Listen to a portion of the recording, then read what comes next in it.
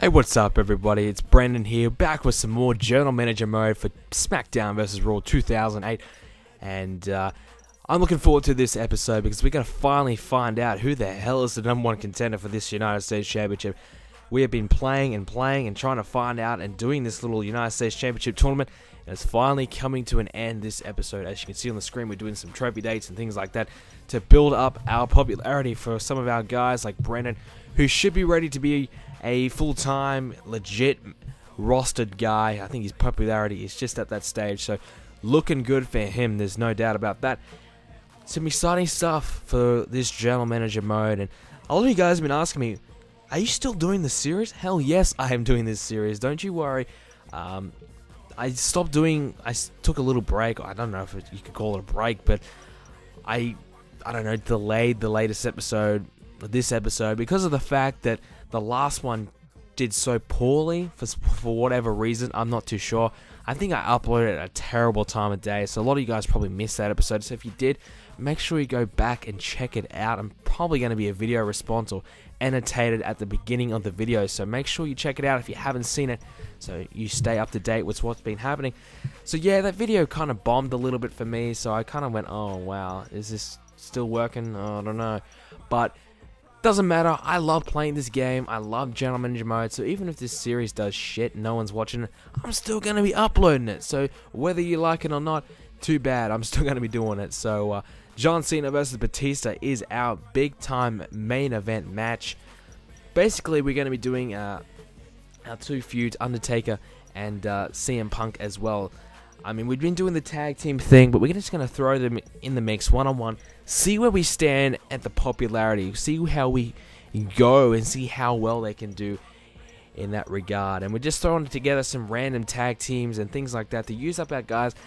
A lot of our guys, we don't have them in any rivalries or anything like that, so that's something we need to work on, something we need to really analyze and look at in the next couple of episodes, because we do need to figure out where we are going to go and from here on. And one thing we do need to really focus on is the cruiserweight division. We are lacking in it. We are struggling. We need to either sign some new cruiserweights that aren't tag team guys, like the Hardys. They're tag team guys, and JTG, he's a tag team guy. We need to kind of sign some Johnny Nitros, or I don't know, some Chavo Guerreros, some Gregory Helms, Edge, Ric Flair, guys like that who are lightweight cruiserweights. Throw them in the mix and let them compete for that cruiserweight championship, because we can't just keep having Mysterio and Elijah Burke every episode, because that will get pretty lame. So as you can see, we do have to use Mysterio in his fashion here. So yeah, I mean, that's our card this week. So we have Kane and Shad taking on Hardy and MVP. But I think I just realized that we still got a couple of guys we haven't used yet. So Brendan thrown in there with Marcus Corvon. So looking good there, looking good. And we need to kind of make sure we use every guy every week. That's really vital. You don't want to kind of have guys sitting on the sidelines for any period of time, because they do get frustrated, they do get pissed off at you, and in fact, it's a bit of a waste of their talent. I mean, you got the guy, you might as well use him. It's a waste of money. I mean, you're paying them quite a lot each week, and if you don't use them, you're wasting your money, you're wasting your time. So, of course, we are simulating this match. This is the final match in the United States Championship Tournament. The winner will face MVP at the upcoming Great American Bash pay-per-view, which is quite a while away, so we still have enough time to kind of build up the rivalry to, I think, 5-6 weeks, so something pretty decent still. But yeah, this is it. Sandman versus Jeff Hardy. Of course, Hardy ran through guys like Kane to get here. Sandman ran through Shad last time, so looking good. Both guys on a lot of momentum. Hardy, of course, if he wins, great. If he doesn't, well, we can throw him in the tag team championship mix, or even the cruiserweight championship mix. There's a lot of things we can do with Hardy. Whereas Sandman, I have a feeling if he doesn't win, he might go. I think he may be traded out. That's how I'm leaning towards, because we don't really have anything for him. I mean, we did the whole Masters and Sandman thing, but not anymore. You know, Masters is gone, so Sandman, do we actually need him on our roster? I don't think so. So it's going to be interesting to see Sandman's fate. If he can win tonight, well, then he's going to get a United States Championship matchup. But if he loses, well, he may be futured endeavored or traded out of some sort. So we're just gonna have to wait and see how Sandman goes. But he's looking good with the big time DDT after that reversal there. Of course, simulator matchup. I'm not playing it or anything like that.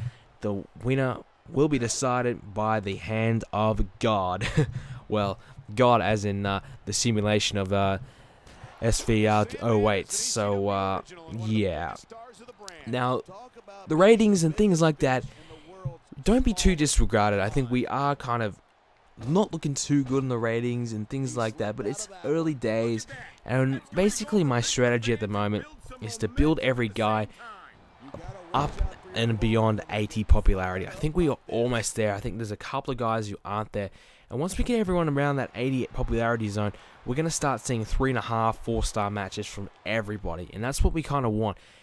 At the moment, Raw and ECW, they do the odd 4-star 4-star rated show, but they're mainly still sitting around 3-star, 3.5-star where we are. So we're still even on the rate, on the 5-star ratings scale, but the ratings we just can't seem to be doing well. So if we can get the advantage and put on a 4.5-star rated Smackdown show one week, and all the other shows do a 3-star, you know, we're going to gain a lot of viewers, and that's something we need to kind of work towards.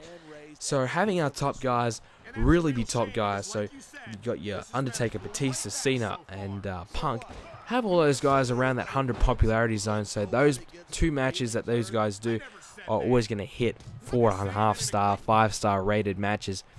Then have your mid-card guys in that 85, 90 region, and then have some guys around that 80 region as well. So things like that, if we can keep the popularity around that I think things are going to be looking up for us. Now, I don't know if I've said this in a previous video, but once I hit 100 popularity, it kind of gets really boring. So I don't know if I'm going to be doing too many trophy dates. I kind of like to challenge myself a little bit doing General Manager mode, and do things like, alright, I won't do any trophy days or anything like that. I'll just make them naturally build up their popularity, or maybe do a charity thing where you get 1 or 2 popularity for completing it. Things like that, in my opinion, just make the game a little bit more challenging, a little bit more interesting, in my opinion. But I haven't done that now because I just wanted to kind of build the popularity up until this 80 range. And the thing that really bugs me around about this 100 popularity thing is that everybody's the same popularity, so everybody's in line for all the championships, and it's very random to who actually is the top. I don't think it's 5 or 6 guys for the World Heavyweight Championship. And most of the time, the guy that is 100 popularity that you want to use isn't in contention. It's crazy like that. It's frustrating as hell. There's been so many occasions where I've wanted to, for example, Batista, who's 100 popularity, to take on The Undertaker, who's also 100 popularity, but I can't because there's 7 other guys who are 100 popularity, so Batista's not the number one, not considered a contender for the World Heavyweight Championship. And it's just like, okay, wow, there goes that big plan. He should be a contender, but he's not. That kind of sucks, and that kind of draws me away from doing that. You know, I could quite easily just build up one guy each episode to 100 popularity. Could do that quite easily, but I'd rather just make it a slow building thing and have everyone slowly build up. Nobody gets left behind kind of situation, and everybody has a slow build up to that 100 popularity region. I think you'll find that I won't build them up any more than 90 popularity. I think once everyone hits in the 90s, that'll do. I mean, if they're 100, they're 100. If not, well, 90 is still pretty good. And you got to have the guys who you want to be mid-card guys that in that 85-90 region, you want to have your guys who's going to be main event guys, that 95 to 100 region. So I think we're going to aim for that, and I think that's my goal at the moment. So can we achieve that? Certainly you can. I think most of our guys, like I said, is in that 80 region. So we're not too far away from where we want to be in terms of popularity. So we're going to start working on some things like fatigue, endurance, and things like that. So they recover quicker from fatigue. We're going to start building those up on our top tier and very important talent. So they're covered and their fatigue levels are lowering and reducing their risk of injuries and things like that. So that's going to be very important and certainly on the agenda in the coming episodes once we get the popularity of our key guys all sorted out. So like I said, you know, if we can hit in our AG region, because there is some mid-card guys that are in that 70-75 zone, we don't really want them there.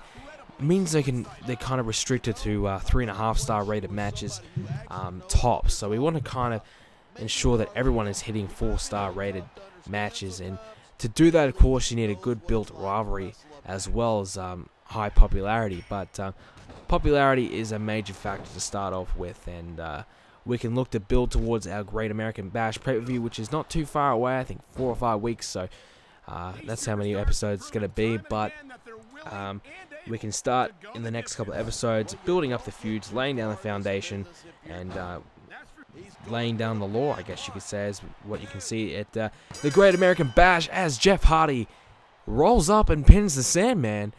So you guys are looking at the new #1 contender for the United States Championship. That is Jeff Hardy. So a surprise win, I'd have to say. I thought Sandman would actually come out on top of this one, but Jeff Hardy is the victor and will go on to take on MVP at the Great American Bash. So the build-up will begin now for this Hardy MVP matchup. Who is going to win that rivalry? Make sure you leave a comment in the comment section down below. I also would appreciate a like on the video. We're not quite done yet, as we're going to go and check out the ratings and how our matches did. So I think that match was pretty good. I enjoyed that one. Hope you guys did as well. And as we see, we're going to load up the screen. The loading takes forever. We're going to simulate these matches. So who won which matchup? Let's take a look. CM Punk defeats The Undertaker. MVP, Brendan and Matt Hardy wins the 6-man tag team match. Mysterio wins the triple threat match. And John Cena defeats Batista in the one-on-one contest.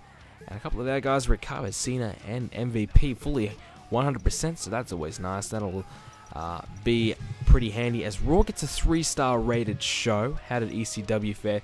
The same, so 3-star rated. How did we go? We also got 3-star rated, so 4-star, 3-star, 3-star, 3-star, and 4-star.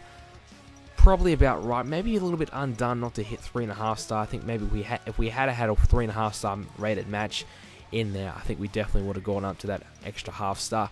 But unfortunately not. So I think we can go ahead and look to make this official. MVP versus Jeff Hardy.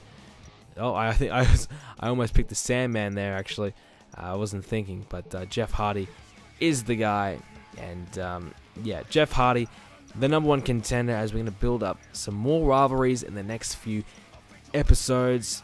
And there's a lot of things we need to kind of figure out where we want to go. So if you've got any suggestions for rivalries and things like that, make sure you leave it in the comment section down below. As you can see, Sandman 71 popularity, Brendan 72, JTG 75. So everyone bar 3 are in that 80 popularity zone or up. Guys, thanks for watching. And if you enjoy the video, make sure you leave a like, subscribe for more videos to come real soon.